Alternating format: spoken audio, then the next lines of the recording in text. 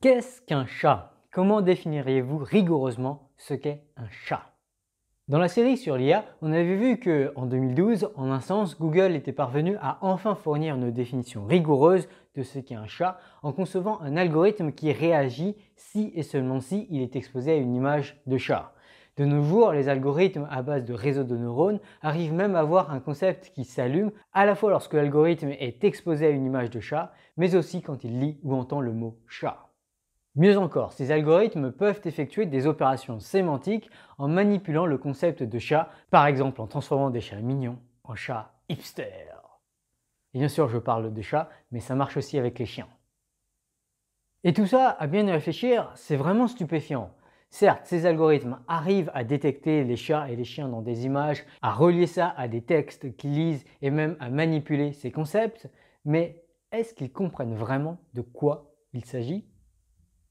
Après tout, au fond, ces algorithmes ne font que manipuler des bits, c'est-à-dire une suite de 0 et de 1 dans des fichiers informatiques qui représentent ces images. Alors que nous, a priori, nous voyons ces images. Mais ces algorithmes les voient-ils eux aussi? Vu qu'au final, ils n'ont accès qu'à une bande de 0 et de 1 quand ils sont exposés à un fichier JPEG, est-ce que les chats qu'ils pensent voir correspondent vraiment à des vrais chats? Peut-on vraiment dire qu'il y a de vrais chats dans la suite des bits analysés par des algorithmes? De façon plus vertigineuse encore, on peut se rendre compte que tout ce que les algorithmes d'intelligence artificielle ont vu et auront vu au cours de leur apprentissage n'est qu'une bande de 0 et de 1. Dès lors, peut-on vraiment dire que ce qu'ils auront alors appris correspond vraiment à l'état du monde? Prenons en particulier le cas plus concret de l'algorithme de YouTube qui analyse 500 heures de vidéos chaque minute ainsi que l'historique de visionnage de 2 milliards d'utilisateurs et leurs commentaires. Clairement, cet algorithme ne fait qu'analyser des informations encodées dans une bande de 0 et de 1. Est-ce raisonnable de penser que cet algorithme pourrait parvenir à comprendre le monde, à comprendre non seulement l'existence des chats et leurs interactions avec les humains, mais aussi peut-être le rôle de l'argent dans nos sociétés, du travail, de la loyauté et les impacts du changement climatique sur tout ceci? Lire des 0 et des 1 peut-il vraiment suffire à comprendre le monde, voire à mieux le comprendre que ne pourraient le faire des humains? Peut-on vraiment inférer l'état du monde avec une suite de bits? Pour mieux disséquer ces questions, il est utile de s'attarder sur comment nous autres humains sommes parvenus à la compréhension du monde que nous avons, à pourquoi nous pensons ce que nous pensons.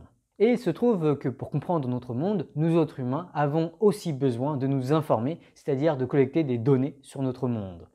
Et alors, on pourrait se dire que pour y arriver, nous lisons des articles et regardons des vidéos. Mais à bien y réfléchir, il ne s'agit pas là des données brutes auxquelles nous avons accès. Quand on lit un article, en fait, ce sont surtout des nerfs dans nos rétines qui s'activent ou non en fonction de la luminosité à laquelle ils sont exposés. Donc, les données brutes auxquelles nous accédons correspondent davantage à des activations ou non de neurones. Autrement dit, il s'agit finalement de données binaires ou quasi-binaires et en fait très largement traduisibles en signaux binaires. Si l'on combine l'ensemble des données collectées par nos différents sens, de l'image que l'on voit à la chaleur que l'on ressent, en passant par l'odeur, le son, le goût, le sens de l'équilibre ou le toucher parmi d'autres sens, on se rend compte que l'ensemble des données dont on dispose n'est en fait pas si différent d'un fichier binaire reçu à chaque instant. En fait, si l'on admet la thèse de Church-Turing, le théorème de Shannon-Nyquist ou la limite de Bekenstein, il semble que l'ensemble de nos données sensorielles est en fait équivalent à une suite de 0 et de 1. Nos sense data, comme le dirait Bertrand Russell, toute l'information sur le monde à laquelle nous avons accès, semble ainsi isomorphe à un code binaire. Et alors oui, pensez ça, c'est assez fou et vertigineux. Et vous avez peut-être l'intuition que quelque chose ne va pas dans ce raisonnement, que vous avez accès à quelque chose de plus que les sense data. Et peut-être que vous avez l'impression d'avoir accès à une information non informatisable. Si c'est ce que vous vous dites, rappelez-vous que toute l'information disponible sur Internet, en jeux vidéo ou dans les salles de cinéma, tout ceci est de l'information informatisée. De façon très contre-intuitive, avec une longue suite de 0 et de 1, il est largement possible de décrire des choses extrêmement complexes, aussi complexes que des films, des jeux vidéo, et si l'on en croit la limite de Bekenstein, sans doute même aussi complexes que notre univers tout entier. Admettons donc que tout ce que nous savons du monde, ce soit effectivement l'immense suite de 0 et de 1 que nos sens collectent. Quelle serait alors la longueur de ce code binaire? Quelle est la taille des données à laquelle nous avons et nous aurons eu accès. Sans doute un truc immense, non? Après tout, l'expérience humaine paraît extrêmement complexe. Eh bien, on peut faire des calculs et chercher à estimer la complexité de l'expérience de vie d'un humain. D'après cet article en tout cas, on estime que nos yeux collectent environ 1 gigaoctet de données par seconde. Cependant, cette information est automatiquement réduite de manière inconsciente par le cortex visuel à environ 1 kilooctet de données par seconde. Si on suppose que l'information reçue par les autres sens après ce genre de traitement inconscient est au plus de l'ordre du kilooctet par seconde, ce qui semble raisonnable vu à quel point on s'appuie sur la vue, force est d'admettre qu'à chaque seconde, nous ne sommes probablement conscients que de quelques kilooctets de données. Or, nous ne vivons que quelques milliards de secondes seulement. Et je le sais, j'ai dépassé le milliard de secondes il y a quelques mois, et oui, je me fais vieux. Mais alors, au rythme de kilooctets par seconde pendant quelques milliards de secondes, on en vient à conclure que les données sensorielles de nos vies, qui agissent sur les parties réflexives de nos cerveaux, semblent en fait être de l'ordre du téraoctet. Et ça, c'est à la fois beaucoup et incroyablement peu. À titre de comparaison, un bouquin comme Le fabuleux chantier fait autour d'1 mégaoctet. Ainsi, toute notre expérience de vie se résumerait à environ 1 million de bouquins de cette épaisseur. En particulier, de façon très troublante, toute mon expérience de vie pourrait être stockable sur un ordinateur d'aujourd'hui. Comme quoi, je ne fais vraiment pas grand-chose. Alors, je suis sûr que vous avez quelques réserves par rapport à cela, mais je vous demande de faire au moins l'expérience de pensée. Imaginons que cela soit possible. Mettons toutes les données sensorielles de lait dans un ordinateur. Et laissons maintenant un bon algorithme, disons un algorithme quasiment bayésien, laissons cet algorithme lire ces données sensorielles. Qu'apprendrait alors cet algorithme? À quoi ressembleraient les calculs d'un tel algorithme? Au début, l'algorithme serait certainement un peu perdu. Il aurait du mal à comprendre la logique du fichier qu'il lit. Mais au final, tout ceci, ce n'est peut-être pas si différent d'un bébé qui découvre le monde dans lequel il vit. Mais avec le temps, comme les algorithmes d'intelligence artificielle exposés à des vignettes YouTube, l'algorithme qui lit mes données sensorielles finirait sans doute par remarquer des régularités dans ces données. Il finirait peut-être par remarquer que certaines régularités peuvent être expliquées en invoquant un concept qui lie ces régularités, comme peut-être le concept de chat. Le lecteur algorithmique de mes données sensorielles inventerait plus globalement une façon d'interpréter les données et parviendrait peut-être à s'imaginer tout un monde animé par ces données. Un peu comme lorsque vous lisez une suite de caractères dans un livre d'Harry Potter par exemple, vous arrivez peut-être à vous imaginer tout un monde animé par les caractères du livre. Le lecteur algorithmique de mes données sensorielles pourrait même finir par imaginer que le fichier qu'il lit s'explique mieux s'il imagine qu'il s'agit de données sensorielles d'un individu. Il pourrait même expliquer au mieux les données sensorielles en imaginant qu'il est cet individu. Il pourrait ainsi concevoir un modèle efficace pour expliquer les données, dont le postulat de base est que le lecteur des données est un être conscient qui vit l'expérience de ressentir les données sensorielles. L'algorithme pourrait même adopter un modèle où certaines de ces données s'expliquent par le fait que l'être conscient prend des décisions. De la même manière qu'en lisant un roman écrit à la première personne, un lecteur peut finir par s'identifier avec le personnage et même avoir l'impression de l'incarner et de prendre les décisions que prend le personnage. Le lecteur algorithmique pourrait ainsi être plongé si profondément dans un roman qu'il visualise tous les composants de ce roman et en vient à les confondre avec sa réalité, et même s'il est quelque part conscient de ne pas faire partie de la réalité qu'il imagine en explorant les données sensorielles de lait, parcourir ces données pourrait être une expérience plus immersive que la plus immersive des expériences sensorielles qu'on puisse imaginer avec la réalité virtuelle ou avec d'autres sortes de fiction. Alors, je conçois totalement qu'imaginer ce qu'imaginerait un tel lecteur algorithmique est extrêmement complexe et peut-être que ce que je dis là décrit très mal les calculs que ferait alors un tel algorithme. Néanmoins, il ne semble pas complètement improbable que l'algorithme en question pourrait alors effectuer des calculs qui, d'une certaine manière, sont traduisibles en l'expérience du personnage qui a vécu les données sensorielles lues par l'algorithme. En un sens, les calculs de l'algorithme pourraient alors peut-être être isomorphes à l'expérience de vie de l'individu. Ces calculs pourraient alors suggérer l'existence de chats, alors que l'algorithme, au fond, ne ferait que lire une suite de 0 et de 1. Alors, si je vous raconte tout ça, ce n'est pas pour vous convaincre que nous autres humains sommes nous aussi des machines qui ne feraient que lire un code binaire. Même si Il y a des réflexions assez étourdissantes à avoir dans ce sens. Non, si je vous raconte tout ça, c'est plus pour insister sur le fait que, au fond, tout ce que nous savons vraiment, ce sont nos données sensorielles. Ce que l'on sait du monde ne correspond qu'à ce genre d'informations brutes. Et tout ce que nous imaginons ensuite du monde, de l'existence des chats à celui de la choucroute, c'est une reconstruction de l'esprit, un modèle que notre cerveau a fabriqué à partir des données brutes. Et certes, il n'est pas impossible que ce modèle soit effectivement relativement conforme à une réalité extérieure. Cependant, il me semble utile de garder en tête que ce modèle est inféré de nos données sensorielles. En particulier, son degré de validité est fortement dépendant de la manière dont on est passé des données sensorielles au modèle en question. Ou dit autrement, il dépend fortement de l'épistémologie qu'on a utilisée pour passer des données brutes à des modèles qui expliquent bien ces données brutes. Et à la limite, tout ça ne serait pas dérangeant si on avait de très bonnes raisons de croire qu'on utilise une bonne épistémologie. Malheureusement, si vous avez vu cette série, j'espère vous avoir convaincu que ça n'a rien d'évident. Mais alors, il semble absolument crucial de réfléchir beaucoup plus à l'épistémologie qu'on utilise et à l'épistémologie qu'on devrait utiliser. Comment sait-on ce que l'on sait? Comment passe-t-on de nos données brutes à des théories sur l'univers? Comment les données sensorielles modifient-elles nos modèles du monde?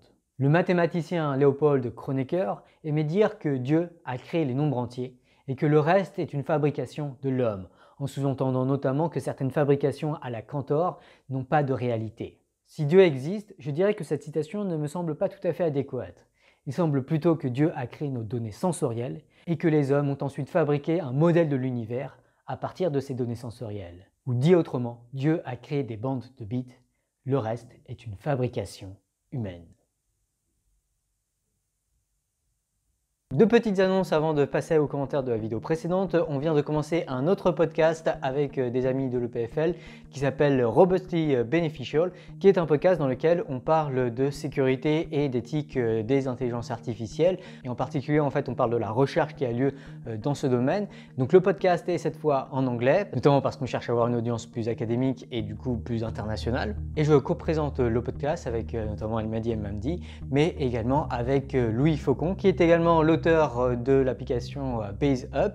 Et ça m'amène à la deuxième annonce qui est qu'à la fin de chaque épisode désormais, il y aura un lien dans les descriptions de la vidéo vers un quiz bayésien pour tester vos connaissances et votre compréhension de la vidéo que vous viendrez d'avoir regardée.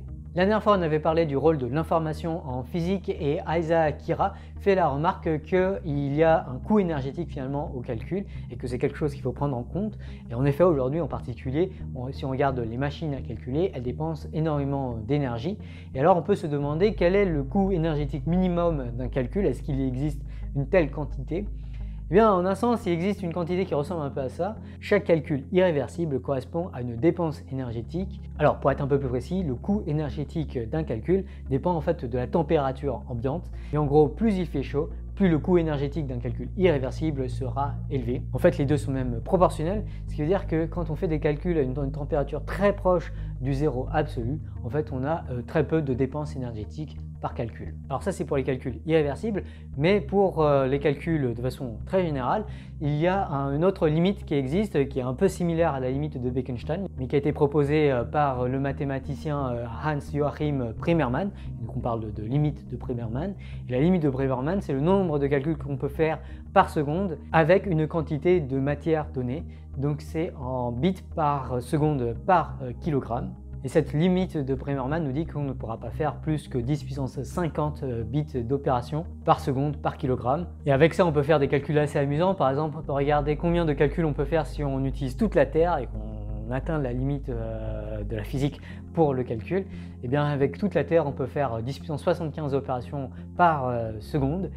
Et ça, en fait, ça ne suffit pas à faire certaines opérations d'aujourd'hui, en tout cas avec les algorithmes qu'on a aujourd'hui. Par exemple, si on en fait déchiffrer des codes, eh bien, il y a souvent des codes qui sont conçus tels que le nombre de calculs nécessaires pour déchiffrer le code sera de l'ordre de 10 puissance 80 ou 10 puissance 120 par exemple, auquel cas il faudra potentiellement beaucoup plus, des milliards et des milliards et des milliards d'années avec toute la Terre pour pouvoir résoudre ce problème de cryptographie. Et plus généralement, il est facile de concevoir des problèmes pour lesquels toute la matière de tout l'univers pendant un Google d'années sera insuffisant pour résoudre le problème mathématique en question. Alors ces liens entre la physique et l'information peuvent paraître assez déroutants et Thomas Klein demande justement en quel sens est-ce qu'il y aurait de l'information dans un trou noir. Alors le véritable sens de l'information dans un trou noir a à voir avec l'entropie et c'est la même chose que lorsqu'on parle de l'entropie d'un gaz. Par exemple, l'état en ce moment de toutes les particules qui sont dans cette pièce-là où je suis, pour pouvoir décrire ça précisément, il faudrait que je décrive les positions et les vélocités de toutes les particules autour de moi. Il y en a sans doute à peu près 10 puissance 26, 10 puissance 27. Et du coup, la description fine du gaz à l'intérieur de cette pièce requiert énormément, des millions de zeta-octets pour pouvoir être décrit. Or, souvent, à notre échelle, lorsqu'on fait de la thermodynamique, on va juste se contenter de donner la pression et la température du gaz. Et du coup, ce qui nous manque comme information pour connaître l'état physique du gaz dans cette pièce, à partir uniquement d'une description macroscopique, c'est ce qu'on appelle l'entropie de la pièce. Et ça peut se mesurer avec des unités de la physique, mais ça peut aussi se mesurer en bits, ce qui est plus naturel. Et la même chose a lieu pour un trou noir. En particulier pour raconter comment est-ce que le trou noir est né, quelles sont les particules et comment elles sont arrivées sur le trou noir avant de passer l'horizon des événements. Tout ce calcul-là, c'est de l'information à laquelle on n'a plus accès une fois que la matière est passée dans le trou noir, ou au fur et à mesure que le trou noir a grossi et les a englobés. Et donc c'est de l'information qui est perdue, et cette information, on peut la mesurer de la même façon que j'ai mesuré l'information dans un gaz, et ça correspond en gros au fossé entre l'histoire du trou noir et la description macroscopique qu'on en fait in fine, qui consiste à dire que le trou noir a telle masse par exemple. Alors souvent en thermodynamique notamment, on va considérer que l'information qui est perdue comme ça, elle est perdue et elle est d'une certaine manière irrécupérable. Et ça veut dire qu'on ne peut pas concevoir en gros de machine qui va récupérer cette information de l'état physique. Mais on peut imaginer des structures dans lesquelles il est possible d'avoir cette retranscription de l'information. Et finalement, c'est exactement ce qui se passe dans un disque dur.